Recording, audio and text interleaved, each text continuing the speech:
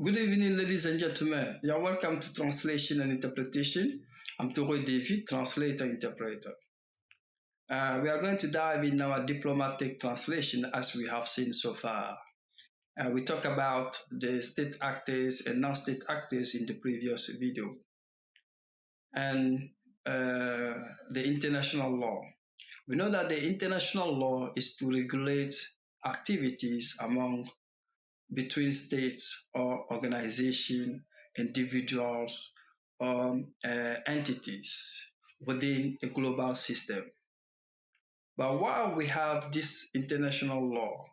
Because we want to guarantee the international intercourse between countries based on principles, based on rules, based on guideline and guidance, and so on.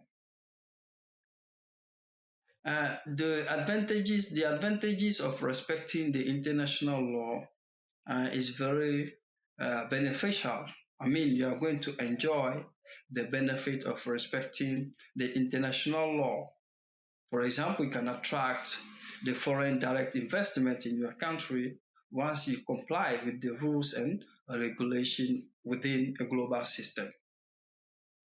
And it will help you to promote your economic development, to invest in infrastructural aspects in your country. And within that international law, we have the public international law and private international law. The public international law is pertaining to government relationship or international organization such as United Nations, World Trade Organization, and Court of International Justice. That is public international law. And there can also be a kind of relationship between the country and a business organization or a non-profit organization. So when this kind of activity is undertaken, it falls under public international law. Whereas the private international law is dealing with individuals, enterprise is dealing with individuals, private individuals, entities. For example, we have a contract, a divorce or marriage contract between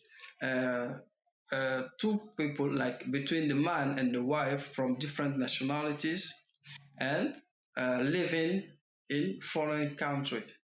Which law we are going to apply in case of divorce?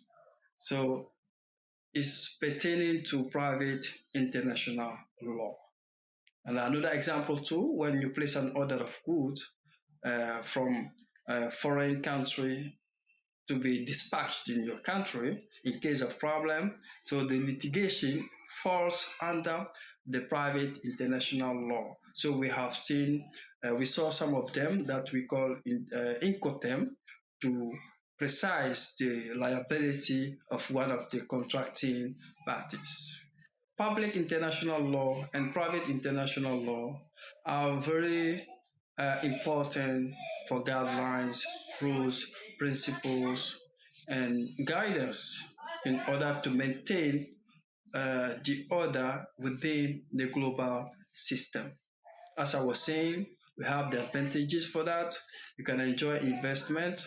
You can enjoy other form of partnership between your country and another one, and also between a private organization and the country.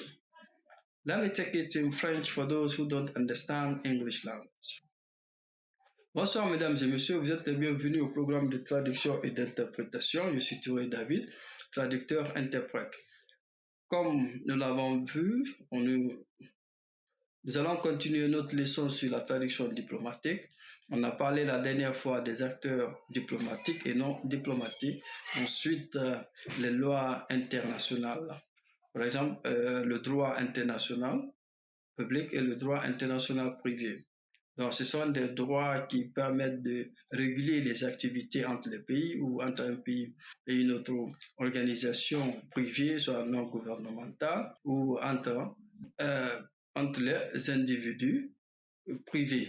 Nous devons savoir que quand on parle du droit international public, ça concerne les relations entre les États, entre les gouvernements et aussi les organisations internationales comme les Nations Unies, l'Organisation mondiale du commerce, la Cour internationale de justice. Ces entités représentent le droit international public. Mais quand il s'agit du droit privé international, c'est un rapport avec les individus, les entreprises privées et qui, dans leurs transactions ou dans leurs activités, sont soumis à certaines lois privées. Pour un exemple, on a vu les conditions commerciales internationales. Quand un client passe la commande de marchandises auprès d'un fournisseur sur la base d'un contrat, donc en cas de litige, de problème, donc il y a une loi qui est là. Cette loi, on appelle ça le droit privé international. Donc c'est pas, ça ne pourra pas avoir ou ça ne peut pas faire appel au droit international public. Vous devrez vous rappeler que ces droits internationaux sont élaborés pour essayer de réguler les activités entre les différentes parties contractantes et aussi voir comment on peut résoudre les litiges en cas d'incompréhension ou en cas de violation des dispositions du contrat ou des lois.